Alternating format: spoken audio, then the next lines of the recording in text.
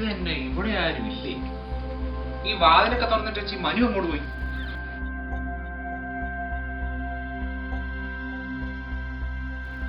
മഞ്ഞപ്പൊടി 100, മുളക് പൊടി 150. ഇത് മതിയായിരിക്കും. ഓക്കെ, ഒരുമാതിരി ഓക്കെ ആയിട്ടുണ്ട്.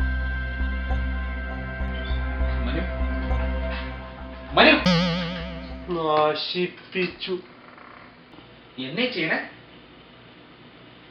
ചേട്ടാ, നമ്മുടെ കേരളത്തിൽ ഇപ്പൊ തരം കഴിക്കുന്ന നമ്മുടെ സിൽസില ചിക്കൻ ഇല്ലേ, ആ സിൽസില ചിക്കന് ഞാനൊരു സിൽസില ഗ്രേവി ഉണ്ടാക്കിക്കൊണ്ടിരിക്കുക.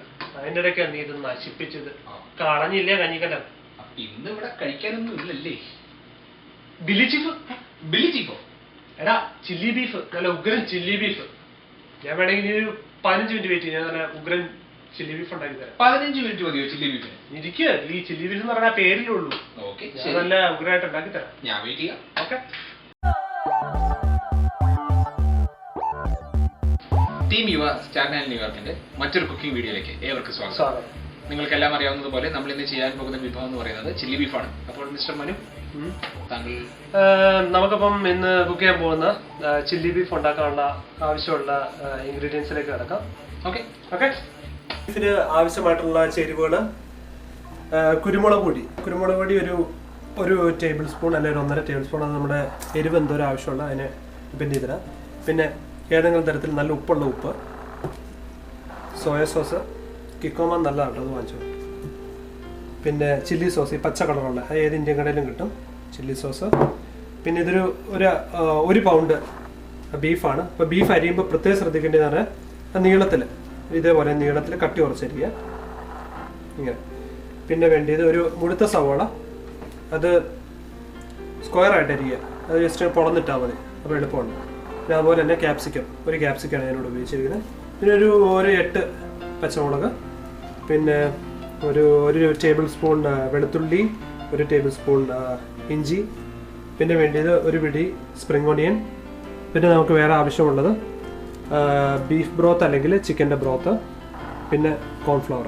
ഇത്രയാണ് നമുക്ക് ഈ ചില്ലി ബീഫ് ഉണ്ടാക്കാനായിട്ട് ആവശ്യമുള്ളത്. നമ്മൾ ചില്ലി ബീഫ് ഉണ്ടാക്കാൻ പോവാണ്. അപ്പോൾ ആദ്യം നമുക്ക് വേണ്ടിയത് ഒരു തവ, ഒരു പാത്രം. നമ്മൾ പിന്നെ ഗ്യാസ് ഓൺ ചെയ്യാണ്. തീ വരുന്നുണ്ടെന്ന് ഉറപ്പാക്കുക. തീ വരുന്നുണ്ട്.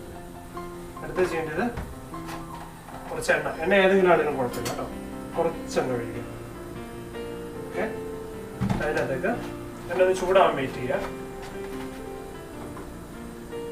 ചൂടായി കഴിയുമ്പോൾ പിന്നെ നമ്മൾ ചേർക്കേണ്ടത് നമ്മൾ നേരത്തെ അരിഞ്ഞു വെച്ചിരിക്കുന്ന വെളുത്തുള്ളിയും ഇഞ്ചിയും കൂടെ ചേർക്കാം.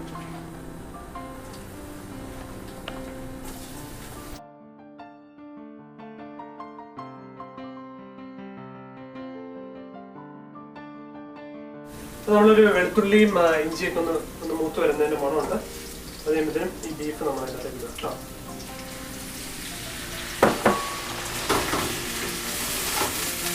ഈ ബീഫ് ഇങ്ങനെ കട്ടി കുറഞ്ഞ് അരിഞ്ഞുകൊണ്ട് നമ്മൾ ഒരുപാട് നേരിട്ട് വേവിക്കേണ്ട ആവശ്യമില്ല. ഒരു 4-5 മിനിറ്റ് മാക്സിമം മാത്രം മതി. അപ്പോൾ നമുക്ക് ഓൾറെഡി വെന്ത് കിട്ടും.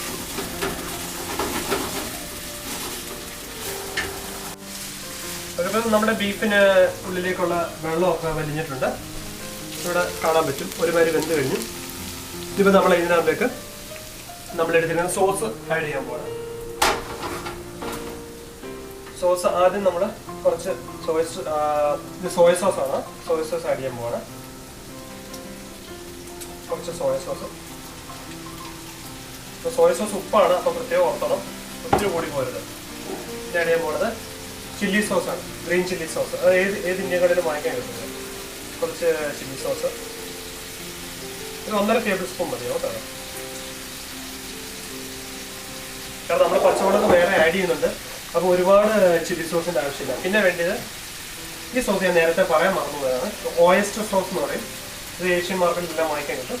ഓയസ്റ്റർ സോസും കൂടി ഇത് വേണം, കുറച്ചിട്ടാൽ മതി, ഒരു ടേബിൾ സ്പൂൺ.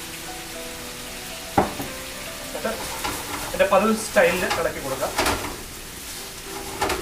വേണമെങ്കിൽ ഒരു ക്ലോസപ്പ് ലുക്ക് തരാം. അപ്പോൾ കാണുന്നവർക്ക് അത്യാവശ്യം വായിക്കൂടെ വെള്ളം വരുന്നില്ലേ? എൻ്റെ വായിക്കൂടെ വരുന്നുണ്ട്. നമ്മൾ ഇപ്പം ഒരുവരെ സോസൊക്കെ അതിനകത്തേക്ക് പിടിച്ച് കഴിഞ്ഞു. അടുത്ത അപ്പോൾ ഒരു മിനിറ്റ് മതി സോസ് പിടിക്കാനായിട്ട്. അപ്പോൾ അടുത്തത് നമ്മൾ പച്ചമുളക് ആഡ് ചെയ്യുന്നു.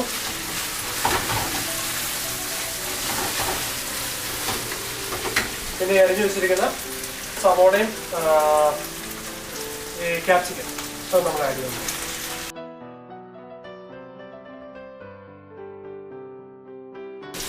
ഇത് ഓൾമോസ്റ്റ് ഒരു 4 മിനിറ്റ് ഒന്ന് സോട്ട് ചെയ്തെടുക്കും, ഒന്ന് വറ്റിയെടുക്കും. ഒരു 3-4 മിനിറ്റ് അത്ര മതിയോ.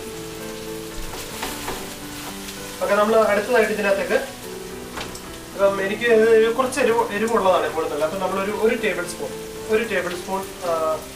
കുരുമുളക് പൊടി ഓക്കെ അത് ആഡ് ചെയ്തിട്ടൊന്ന് സോട്ട് ചെയ്ത് കൊടുക്കാം. നല്ല മണം വരുന്നുണ്ട്. ഞാൻ മിനിഞ്ഞാന്നും കൂടെ കുളിച്ചായിരുന്നല്ലോ. അതല്ല ഞാൻ ഉദ്ദേശിച്ചത്. ഇതിന് വരും ഡെഫിനറ്റ് ആയിട്ട് വരണമല്ലോ. അപ്പൊ നമ്മൾ ആവശ്യത്തിനുള്ള കുരുമുളക് ചേർത്ത് കഴിഞ്ഞു. ഇത് നമ്മുടെ ആ ഗ്രേവിക്ക് ആവശ്യമുള്ള ഒരു കുറച്ച് ചാറ് പരുവത്തിന് കിട്ടാൻ വേണ്ടിയിട്ട് ചിക്കൻ ബ്രോത്തോ അല്ലെങ്കിൽ ബീഫ് ബ്രോത്തോ ആഡ് ചെയ്യുന്നതാണ്.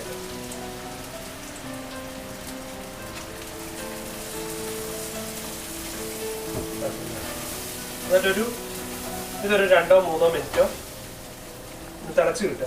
അപ്പോൾ അത് കുറച്ച് ആ ഒരു കോൺസെൻട്രേറ്റഡ് ആയിട്ട് കിട്ടും. അത് കഴിഞ്ഞിട്ടാണ് നമ്മൾ അടുത്ത ഇൻഗ്രീഡിയൻസ് ചേർക്കാൻ പോകുന്നത്. അപ്പോൾ നമ്മളൊരു ആ ഒരു ചാറിനൊരു കൊഴുപ്പ് കിട്ടാൻ വേണ്ടിയിട്ടാണ് അവിടെ കോൺസെൻട്രേറ്റ് ചെയ്യുന്നത്. അപ്പോൾ ഞാൻ ഇതിനകത്തേക്ക്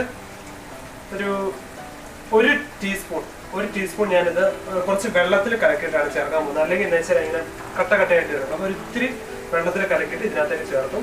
അതിനുശേഷം നമ്മുടെ സ്പ്രിംഗ് ഒനിയൻ അരിഞ്ഞ് വെച്ച് സ്പ്രിംഗ് ഒനിയൻ ചേർത്തിട്ട് കുക്കിംഗ് ചെയ്യുകയാണ്.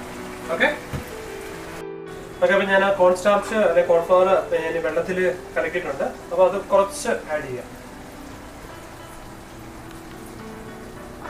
അപ്പോൾ ഒരു കൊഴുപ്പ് കിട്ടാൻ വേണ്ടിയിട്ടാണ്. ജസ്റ്റ് ഒന്ന് തിളച്ചു വന്നാൽ ഒരുപാട് ഇട്ട് തിളക്കരുത്. നമ്മൾ ആ കോൺസ്റ്റാർച്ച് ചേർത്ത് കഴിയുമ്പോൾ ഒരു ഗ്ലേസിങ് ഇതൊക്കെ നോക്കിയാൽ കാണാൻ പറ്റും. ഇങ്ങനെ മൊത്തം ആ ടെക്സ്ചറെ മാറി കഴിഞ്ഞു ഒരു ചെറിയ കൊഴുപ്പ് കൊണ്ടേ. അപ്പോൾ അത് ഒത്തിരി ഇട്ട് തിളക്കരുത്. അത് കഴിയുമ്പോഴത്തേനും ഈ സാലറിയും കൂടെ ചേർത്ത് വെച്ച് സ്പ്രിംഗ് ഒനിയൻ കേട്ടോ, സ്പ്രിംഗ് ഒനിയൻ ചേർത്തിട്ട് ഓഫ് ചെയ്യാം.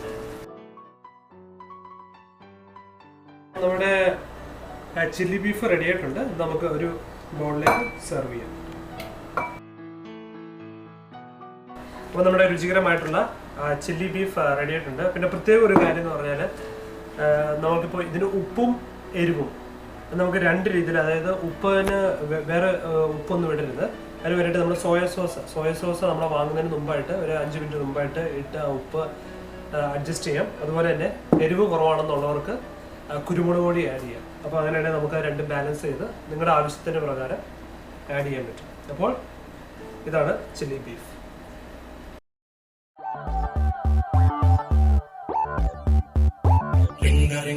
അപ്പം നമ്മുടെ ഇപ്പൊ കഴിച്ച ചില്ലി ബീഫിനെ കുറിച്ച് എങ്ങനെ ഉണ്ടായിരുന്നു? രുചി ഉണ്ടായിരുന്നു? നമ്മളിപ്പോ കണ്ടല്ലോ, വളരെ എളുപ്പത്തിൽ നമുക്ക് വീട്ടിൽ തന്നെ ചെയ്യാവുന്ന ഒരു വിഭവമാണിത്. എല്ലാവരും ഇത് ട്രൈ ചെയ്ത് നോക്കണം. അപ്പോൾ ടീം യുവാ ചാനൽ ന്യൂയോർക്കിന്റെ മറ്റൊരു കുക്കിംഗ് വീഡിയോക്ക് നിങ്ങൾ എല്ലാവരും വീണ്ടും കാത്തിരിക്കുക. Good bye.